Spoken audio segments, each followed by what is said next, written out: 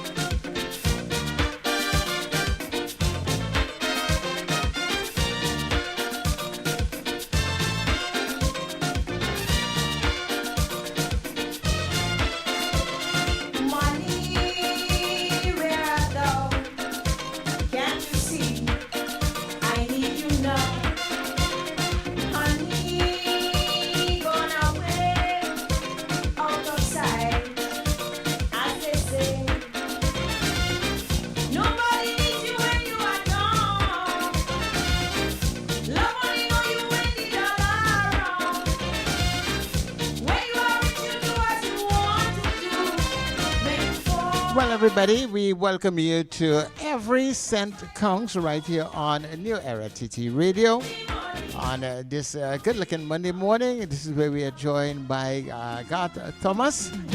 I have to be very careful as to how I introduce the guests in between here. So we welcome you to Every Cent Counts, and of course when Garth is here, it's always a great morning. So Mr. Thomas, a great morning to you. And a great morning to you, Sir Charles, and to all our listeners out there in New Era TT Radio Land. Yes? Yes, definitely. A most welcome player in the National Communications Network, New Era TT. We need more people like New Era TT, Sir Charles. Anyhow, I am delighted this morning to welcome to our platform a person who is no stranger to New Era TT. And no, actually, Sir Charles, it is as a result of this gentleman that Every Cent Counts exists. Really?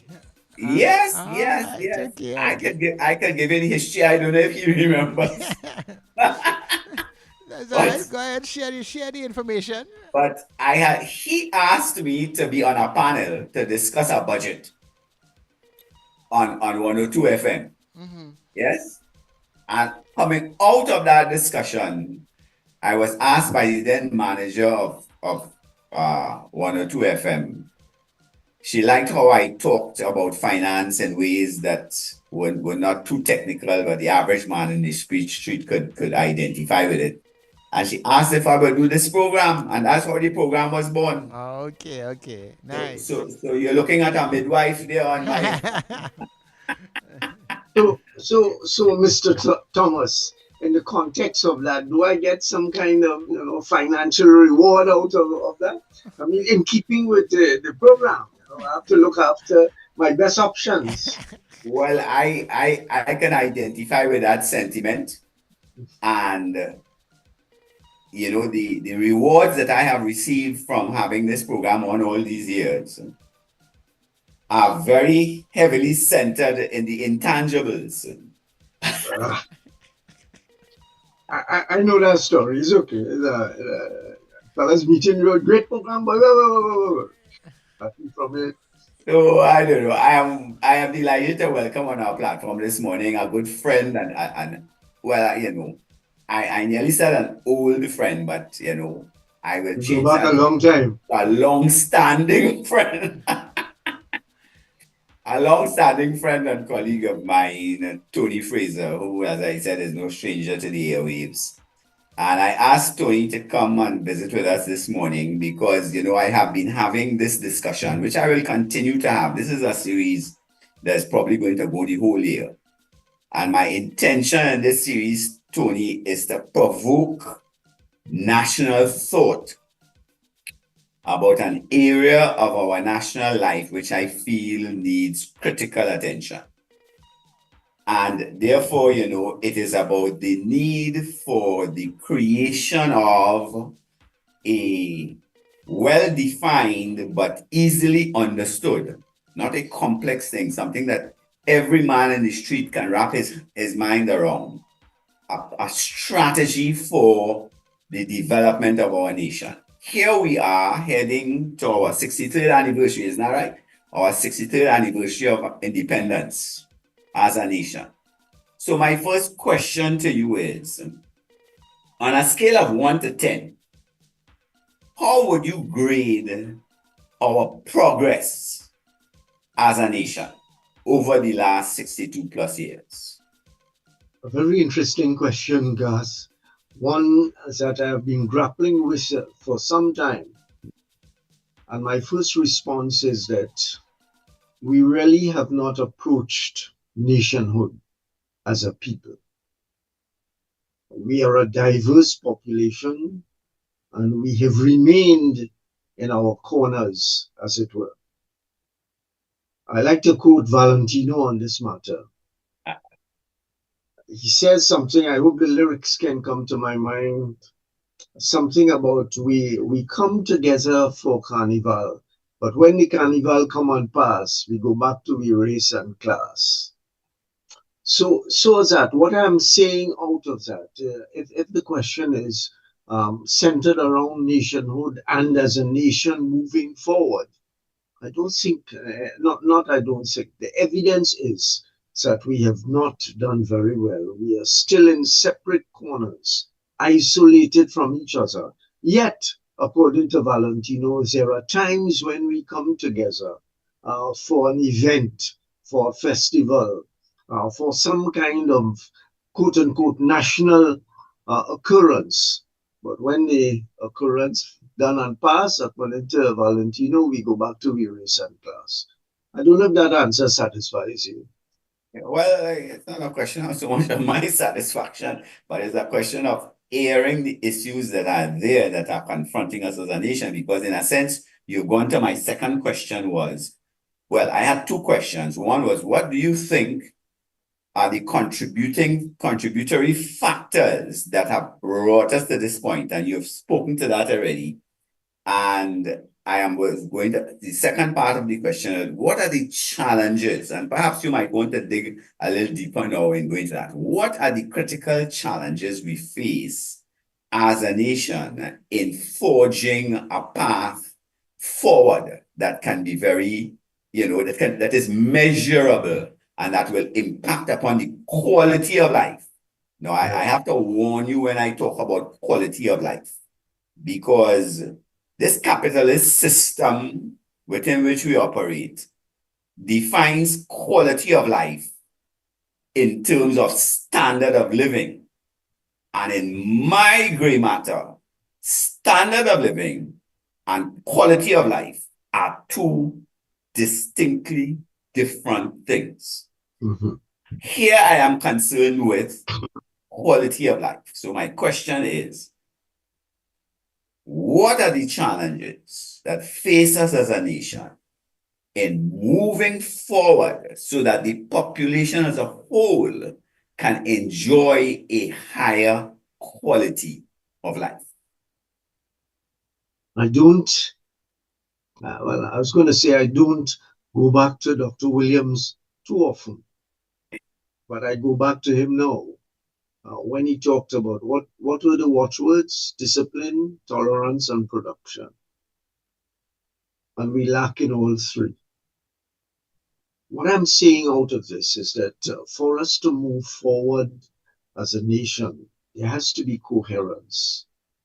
There has to be an agreement on a set of objectives that we go forward with.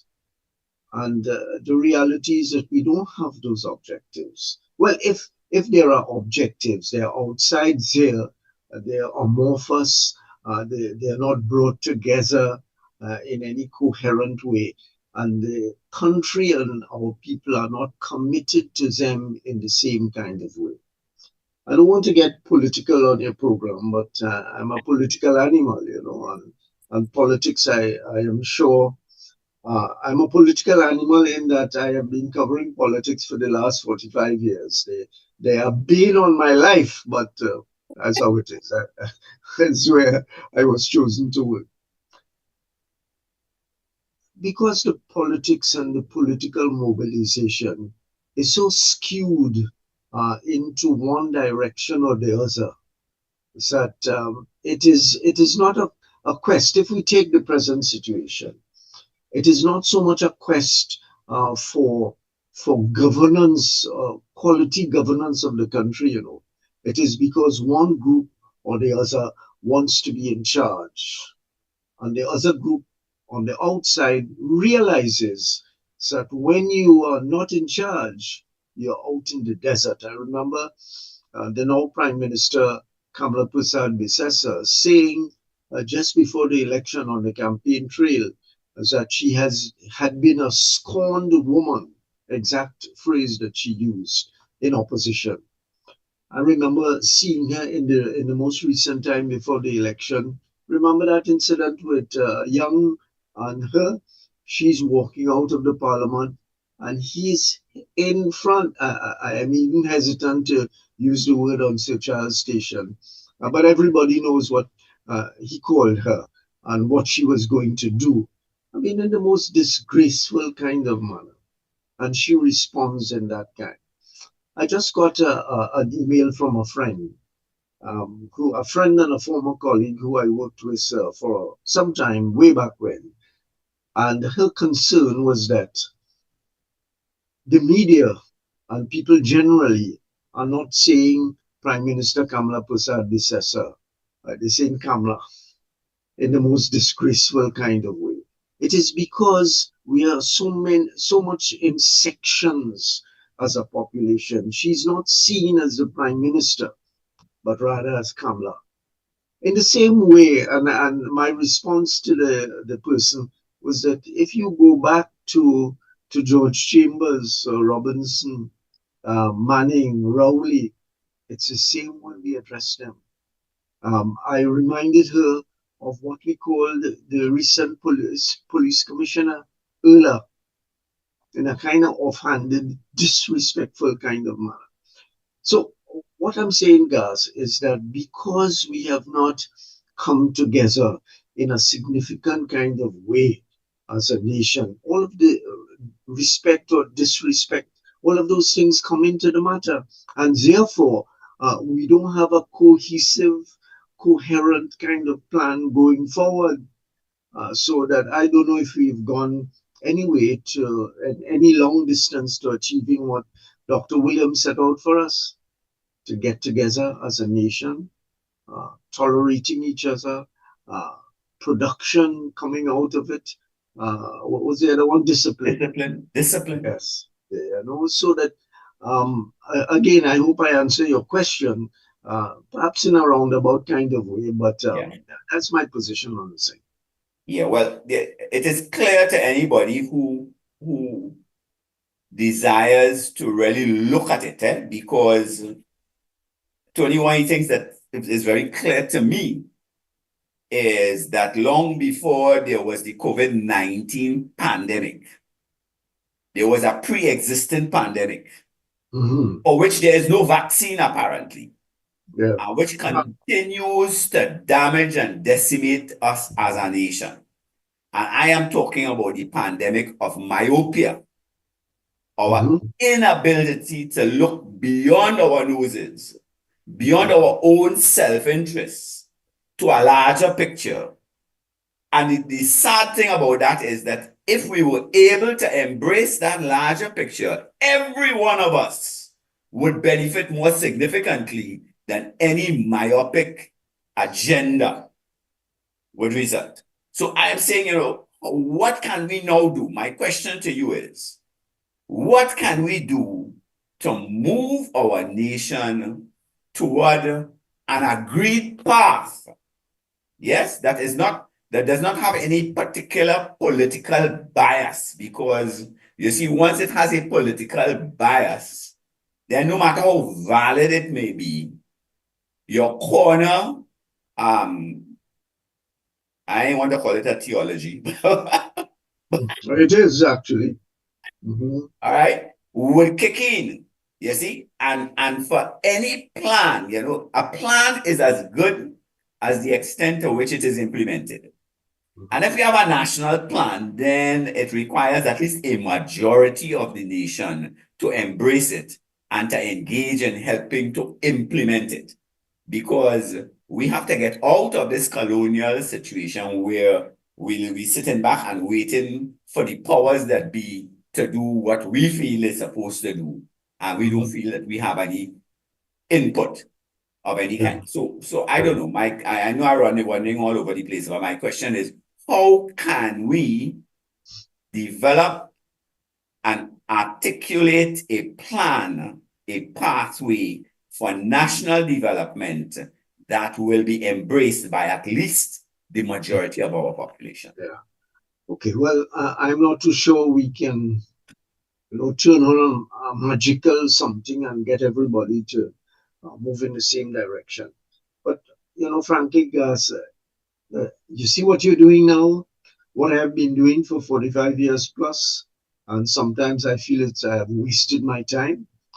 We have to talk about it. We have to engage people at a national level to see the value of doing all of the things that are required to do, to pulling in one direction, to understanding. And I always make caveat that I'm not asking Indians to drop their culture and Africans to drop what they have.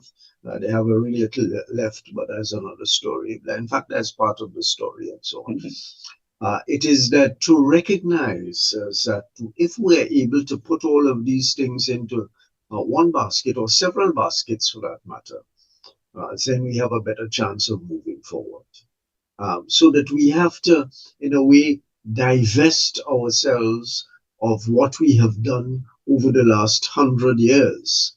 If you go back to the political history of this country, at the start into the 20th century, there were diverse groups of working class people attempting to move together as one. Come the political awakening of different groups, you had the Afro Trinidadians going in one direction, and there was an election in 1925 that not a lot of people know of. Not a lot of people knows that there was a party called the ENIC, the Indian National I, the Indian National East Indian. Sorry, I always seem to lose the ENIC, ENIC, Indian. Or how does that go? East, East East Indian Indian National. National Congress. That was striving for. And then in the 30s, you had, even before the 30s, you had a black party emerging. Sometimes we think that the PNM was the first black party. Far from it. There was a grouping in the 1990s and early 20s from the urban sectors, black and of a different ideological frame. So all of these movements came forward to 1956, and even before 1956, there was a PDP, and they all came as ethnic groups, striving. All of the individuals of the 1940s, etc., etc. A number of them, including Albert Gomes, etc., etc., were pulling in different directions. So by the time we came to independence, we almost didn't get independence. And that's a good lesson that I've thought about. The only way that the British agreed to give us political independence, there had to be harmony between Dr. Capildeo and Dr. Williams at Marlborough House. And when the British saw that they were anxious to offload this little colonial territory. It had served its purpose, and therefore they wanted to get rid of it fast. But they still had the notion that they had to go forward as a unit. And it is only when Dr. Capildeo and Dr. Williams decided to collaborate in some form that the British said, okay, you fellas look like you all have something, you can go forward. And we need to do that again. We need to come together, not only politically, the cultural thing as Valentino talks about, that too, but it's not permanent. It comes in for a cause and then it dissipates. So where did I start? I started at the point that the emphasis must really be on people like yourself, people like myself, and all of us who have a notion that this thing can work, to start working together, preaching and preaching. And as I said a moment ago, after 45 years plus, sometimes I feel I waste my time. But every now and again somebody would respond and say, "Yeah, yeah, Tony Fraser, that's the right kind of thing." If they don't do anything about it after, that's a different story. So I don't know, Gus, you might be more successful at mobilizing groups of people. I'm serious, mobilizing, and I'm not talking about political mobilization. I'm talking about mobilization to the goal that you talked about. People cohering, that the whole will benefit eventually. I have a favorite metaphor, Tony. It is the metaphor of a jigsaw puzzle. Mm-hmm. Yes. And I'm saying that the most important part of a jigsaw puzzle is the picture on the box. Mm-hmm. Because Okay. obviously, without the picture on the box, you have thousands of pieces. In terms of life, you have millions of pieces. In terms of national life, you have millions of pieces. What is the guidance? What provides the guidance and the direction and the commonality of vision that is required? It is the picture on the box. Mm-hmm. So I am wondering if we cannot set about to define, to articulate what the picture on the box should be. Because the picture on the box, the power of the picture on the box is objectivity. Yes? Every puzzle has a relationship with the picture on the box. Every piece of the puzzle. But the picture on the box has its own identity and power.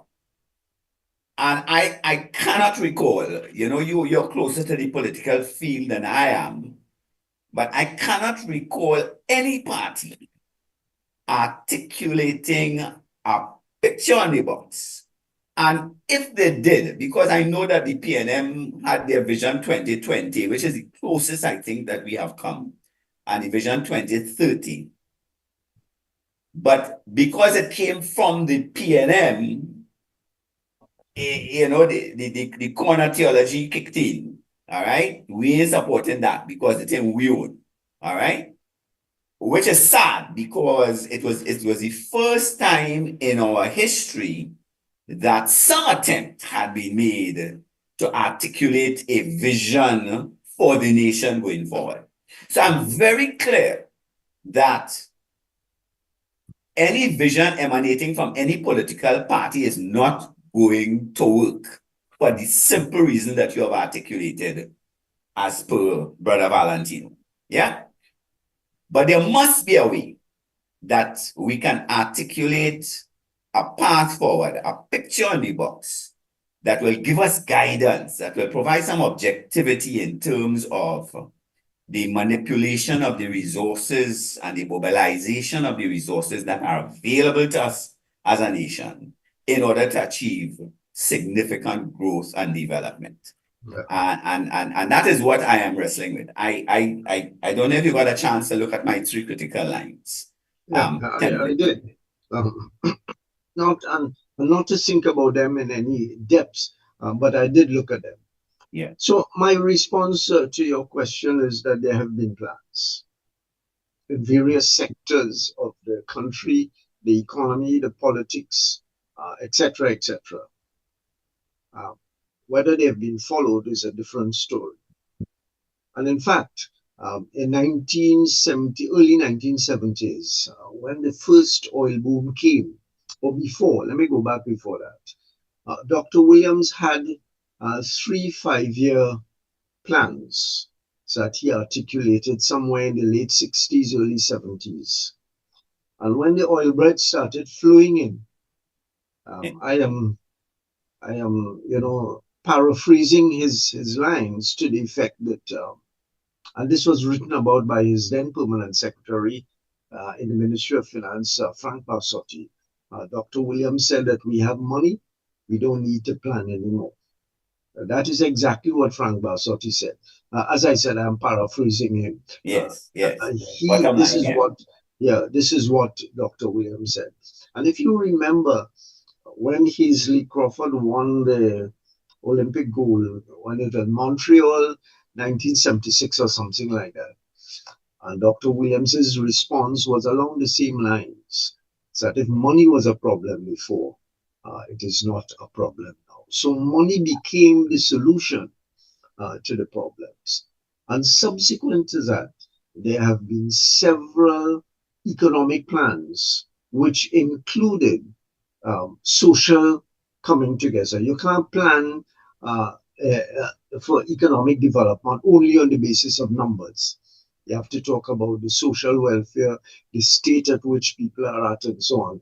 And if I go back, I remember William Demas, Uruk Bob, um, several plans that came forward. Most recently, when Prime Minister Rowley he established a committee to go into Laventille. There was 5 or 6 or some kind of killings in Laventille, and he established a group of people to go into Laventille and come back with a plan to deal with Laventille. Well, I know the plan was written. I have never seen it. I don't. I don't know if it has been articulated anywhere at all. So that the plan. Then I am sure you remember the EDAB group, the Economic Development Association, something like that. Terence Farrell was the head of that, with a number of economists and social planners and so on, and they produced a plan. Again, Terence Farrell talks about it. Talked about it online and said these are the things that we did over a 2 year period. And the plan was never instituted. Then there was the roadmap plan of the government itself that was produced but was never implemented. I suppose that is what persuaded Stuart Young to talk about a ministry of implementation. Remember that on the campaign Yes, trail? Because he yes. understood that planning has not been a problem. How many plans we've had, however, we've not implemented them. And perhaps one of the reasons I haven't studied it enough, one of the reasons has been that we don't want to cohere as a group towards something. Every government comes into office and it kicks out whatever planning that existed before. And that is not often because of the quality of the plans that they've met, but because another group wants to do things in its own way. So that is an example of incoherence in terms of moving forward. We can't decide as a people how we want to go forward. We don't have revenue. We short a revenue in the country, but we scuttle a plan that said it would bring $10 billion of unpaid taxes into the system. What do we replace it with? Yeah. So I come back to the point, Gus, that as a people, maybe what has to happen is that sense of togetherness has to be established. I remember Guyana in the 80s and 90s, and as listeners will know, Guyana has a similar kind of population as Trinidad and Tobago. And the war between Burnham and Jagan continued. And one of them said, I think it was Jagan, that the country couldn't move forward until there is some kind of peace and settlement between the ethnic groups. And it is further apart in Guyana than it is in Trinidad and Tobago. We talk, sorry, just before you come in, we talk about Trinidad and the problems of that kind. But if you notice that Tobago is in a different couple, Tobago different from Trinidad. So instead of 2, we have 3. And I worked in Tobago for a long time, producing a radio program called Tobago Today. I went every 3 weeks or so, gathered material. And I know the Tobago situation. I was a kind, they kind of half accepted me because I used to interview them and put them on the radio. But the Trinidad and Tobago ness was very apparent. So I don't know, if I could put something to it, is that we need to cohere together. We need Africans have to feel comfortable in the space, and so do Indians. The small minority groups, in a way, they don't have a voice. So that when a Syrian man say that they the one with 1% and they have the real power, and all the black people long they fight up for it. They didn't say that part. That's my interpretation of that. All they fight up for the crumbs, but we have the real thing. That's my response. Yes, yes. So I couldn't ask you to respond better than that, Tony. Now you made a reference to Valentino and to the fact that when it's carnival, that all of these barriers that keep us apart seem to disappear, but they reappear immediately after the event. Mm-hmm. Do you think that there's something about carnival in itself, some intrinsic element in carnival that we can tap into and enlarge so that it goes beyond the 2 days? Yeah, yeah. Gus, that's a wonderful observation and something that people like myself have been talking about for a long time. And it's a magical word, culture. It's not only carnival, it is all aspects of the culture that can assist, can approach us in a certain kind of way. But we need to take it on board. I remember David Rudder saying that he came through the airport a few years ago when the Ganges meet the Nile was popular. It was at an election period. And everybody knows the lyrics of Ganges don't meet the Nile. But he come in the end and say how we party is not how we vote, something like that. But he came through the airport and this thing was playing and he was feeling happy and saying it was an election time. And the division started. The division was very apparent. But there is something in the culture that at least makes people on different sides stop and listen for a while. What I think we need to do is how do we pursue it after the carnival come and pass. And we talked about carnival. Carnival is simply one aspect of the culture. The culture is in every way. Who eating doubles by the corner? Every time I pass by Mobile Junction, I see African people crowding around the Indian double sellers. Yeah, And they yeah. eating it, and I see him, boy, how we gonna do this thing, boy? I'm not knocking that, I'm applauding it. And how we could do this thing? I want to see some Indian eating pilau, one thing on the special day. So that I think the answer, Gas, is in the culture. Mhm. I really think so. How do we use the elements of the culture to bring people together in a significant way? Okay, I want to go to my template. The template that I shared with you, I developed initially as a wealth creation template for individuals. Mhm. Yes?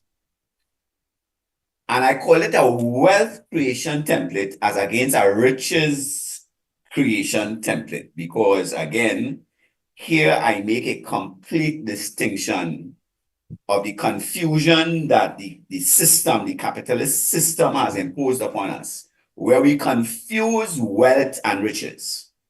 All right? So every time I get a chance, I talk about it because riches are tangible, yes, and temporary and divisive. Mhm. Whereas wealth is an intangible, eternal, and unifying because wealth has to deal with relationships. And if we're talking about divisiveness in the society, obviously the issue of quality relationships is central, at least to me. So I talk about a wealth creation template because I believe that riches follow wealth, whereas wealth doesn't necessarily follow riches. You know, and my strong argument for that is that over 90% of the world is deemed to be poor and 5% rich. And I say this 5% independent, financially independent, and the next 5% rich. And I say it is wrong to say that that next 5% is wealthy, because if they were wealthy, 90% of the world would not be poor. That is my conclusive argument there in one. Yes. So I'm talking about a wealth creation template, and I'm talking about helping our people to begin to revise this mindset that they have.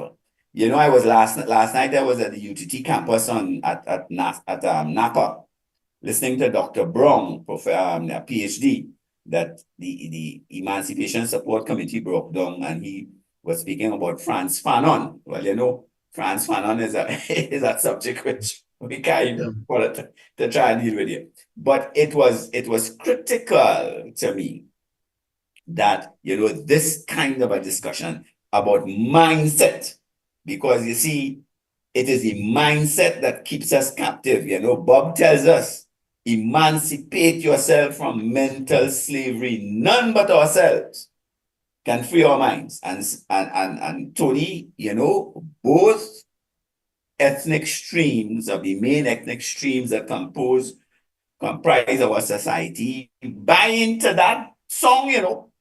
Intellectually, there's no argument about that. But it doesn't go beyond the intellect. It doesn't become a mindset, because, you know, our intellectual acceptance of a fact does not change a mindset. A mindset is the thing that you keep saying over and over and over. The what they call it, neuro-linguistic programming, the self-talk that you engage all the time and that drives your behavior. And to me, that is the challenge that we face when we address this thing. Anyhow, let me get back to but Garth, when don't move off that point, because you said something there, which I want to challenge in a way. You talk about, you know, groups of people, 1970 coming together, articulating, I remember very well, articulating Africans and Indians unite, that big banner, which in the picture, which is everywhere. And the Indians bought into it and followed it in a significant way. But Black people have not. And I don't say that, in any divisive way. I can't be divisive. Yeah. My grandfather came from India. Not great grandfather, you know, grandfather came from India. I am closer to India in blood than many full Indians who go back 3 and 4 generations. I go back 1 generation. I remember Professor John Legale saying in a lecture that Indians took the advice of 1970 and they started developing themselves and expanding. And look at where they are. Was that 55 years after 1970? The core of the message was directed at Africans. I don't know that in that kind of significant way that Africans have moved forward. In fact, there has been a reverse.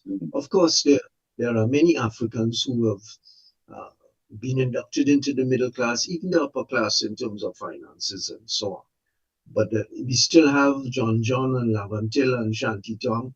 I call it Beatam Estate now. For the years was Shantytown, marginally better and so on.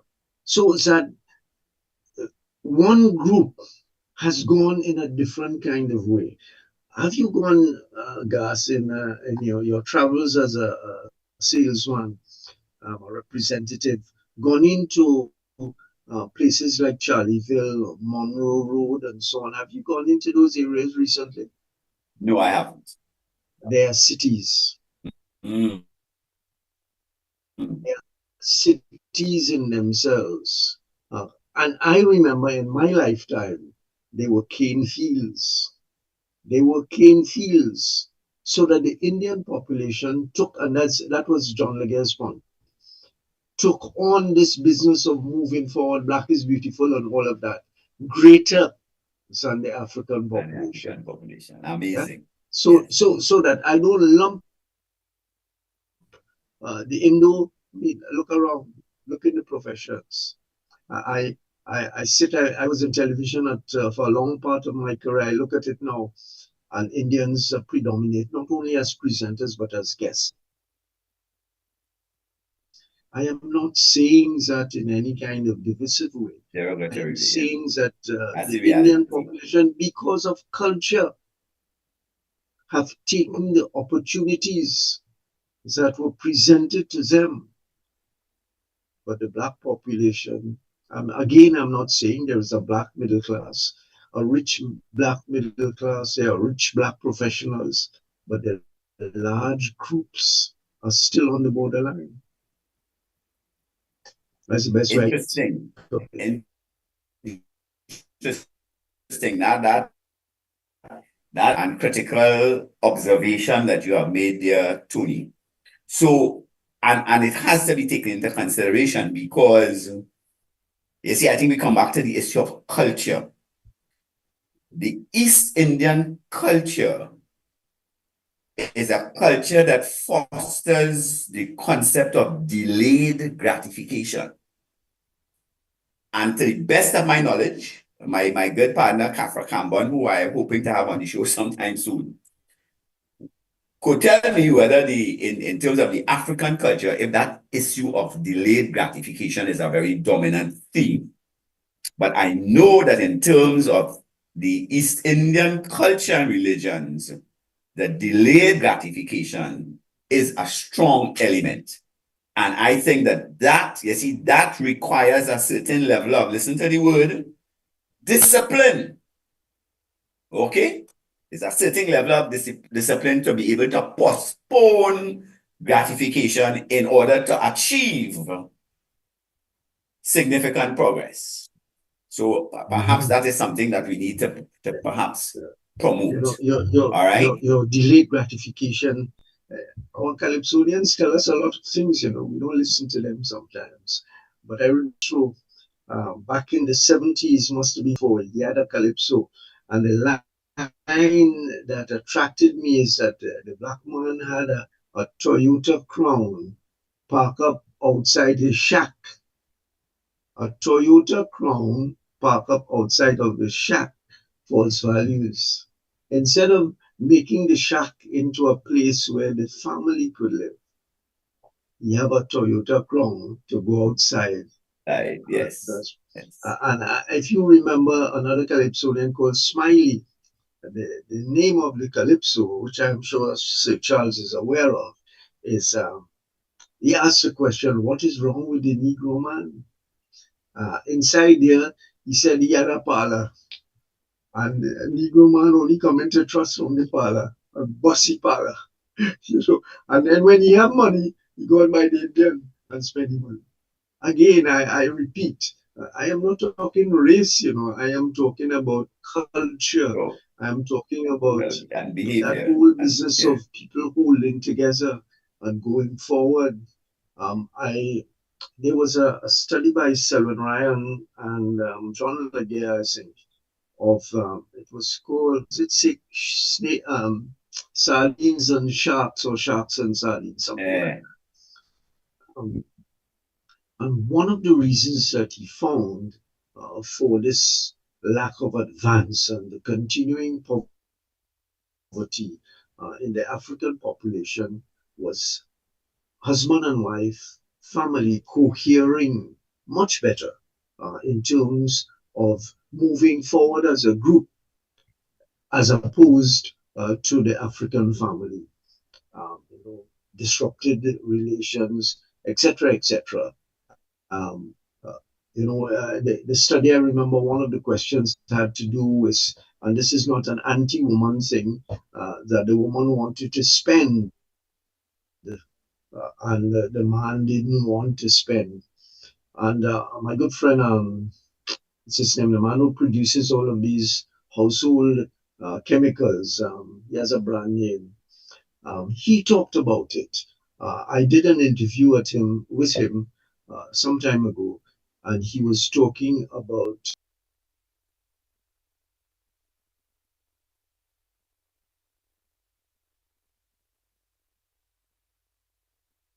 these household chemicals.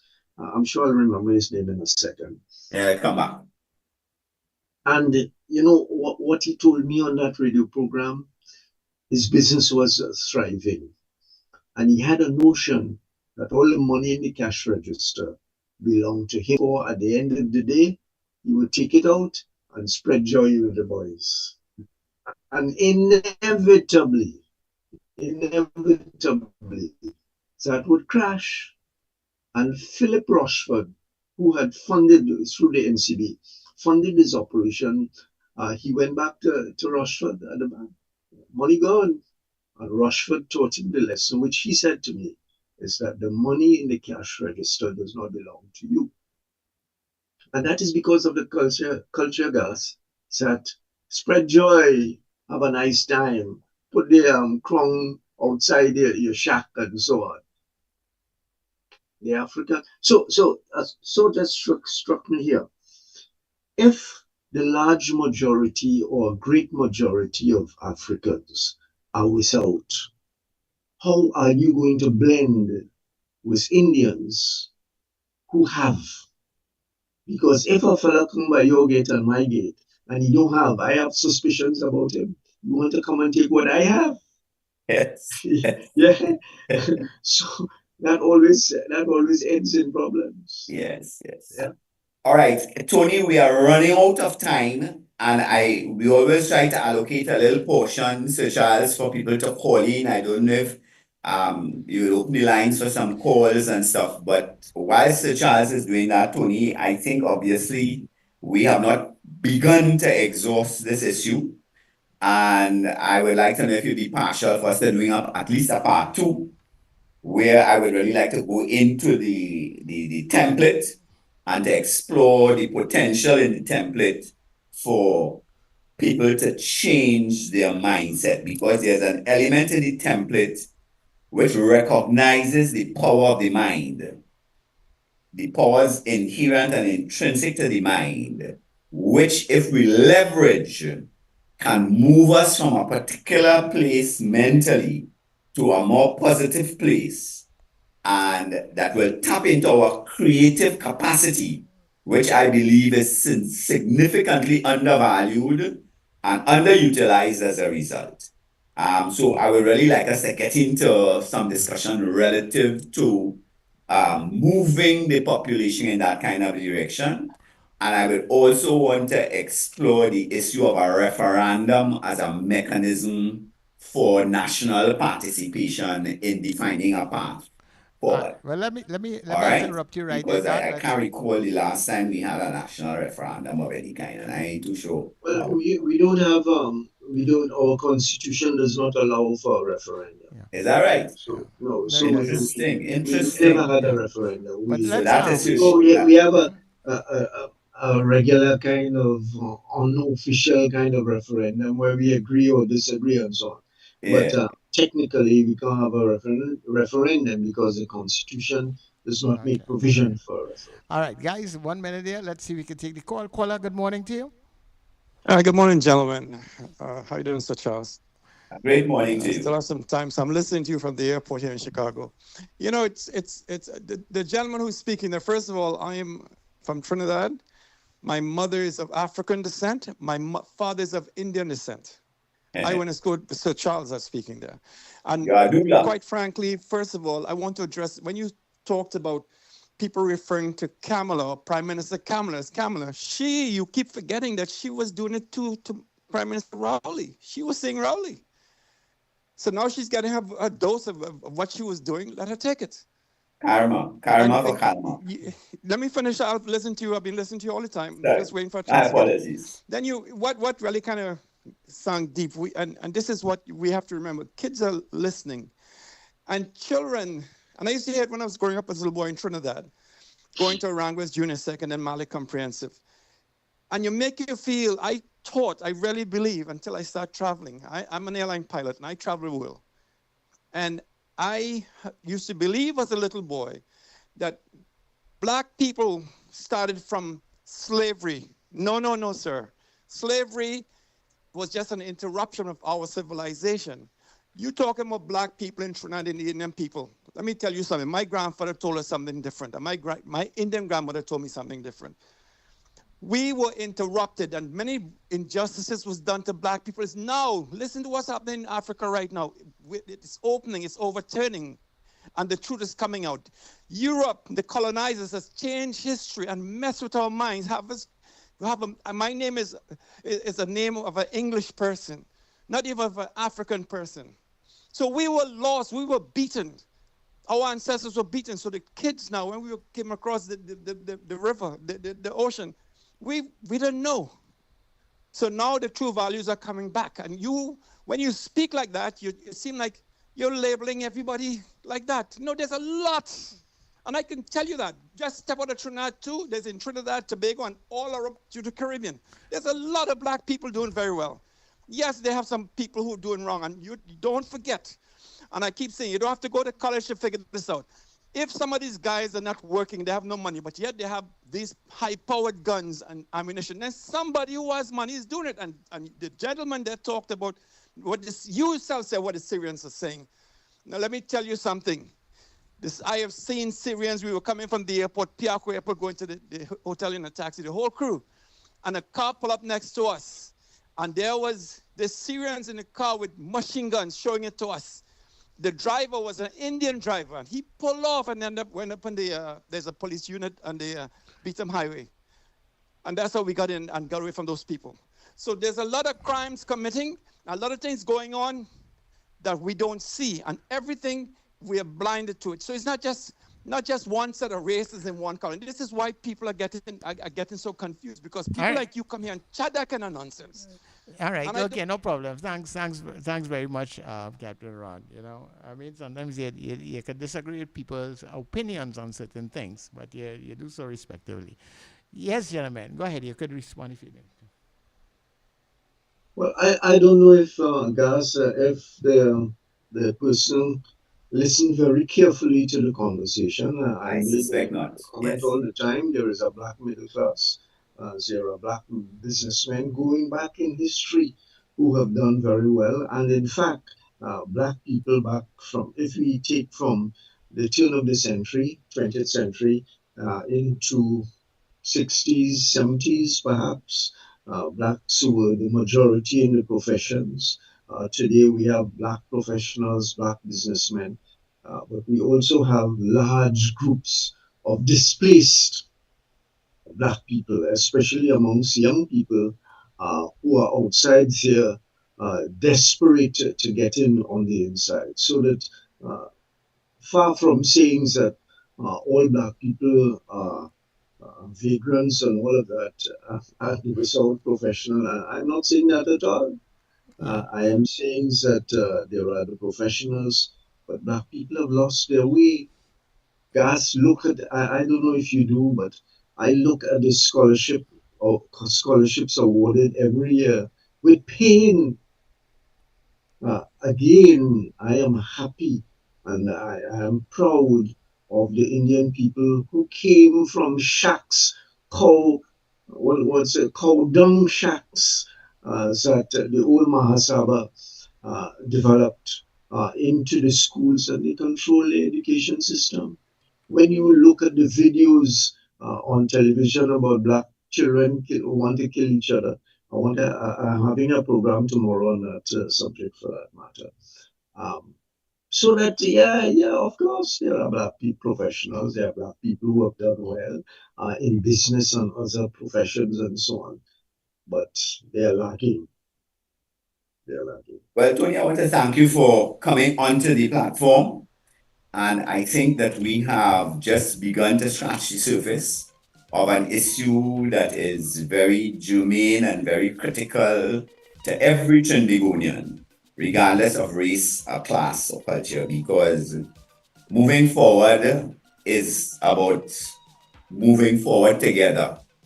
It's almost impossible to move forward if there is not that unity, that binding element there. And I think we need to keep in search of it.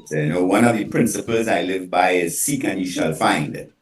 And I believe that is premised on the fact that there's enough information and data out there that if we look for it and if we connect the dots, that we will find what we are looking for and that a solution can be articulated. If not in one shot, not necessarily in one shot, unlikely in one shot, but that we make some progress toward that kind of objective.